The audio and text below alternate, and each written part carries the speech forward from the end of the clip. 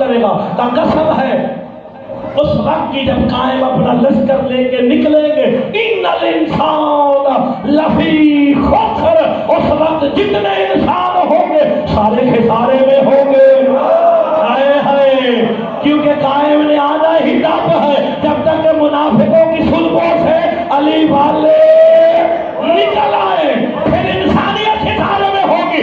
الا الذین آمنوا، مگر وہ خسارے میں نہیں ہوں گے جو ایمان والے ہوں گے. اب یہاں بھی بتاؤں کہ ایمان کیا ہے. سب ہے ادھر سے لے کے شام وقت ایمان قلبی علی تھا.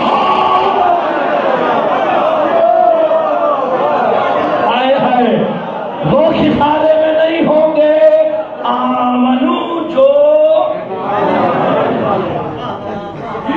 میں روایت نہیں پڑھ رہا، آیت پڑھ رہا ہوں. خسارے میں نہیں ہوں گے جو ایمان لے آئے. انسانیت خسارے میں، اگر خسارے سے بچنا ہے آمنو. مفضل کھڑے ہوئے. کون شیعہ کا خطاب ہے؟ اب شیعوں سے خطاب ہے جو پکے خاندانی اور خاندانی شیعہ بیٹھے یہاں پہ. وہ بولے سید بولو گے سانجے آمنو. مفضل کھڑے ہوئے. قرآن کہہ رہا ہے خسارے سے بچنا چاہتے ہو ایمان لے آؤ. آمنو سے مراد کیا ہے؟ مطلق ایمان کہ جس نے زبان سے اقرار کر لیا. ہائے ہائے ہائے ہائے. میں پھر کہوں اگر زبان سے اقرار کرنے والے بھی ایمان والے علی والے ہیں پھر تو مقصر بخشا جائے گا.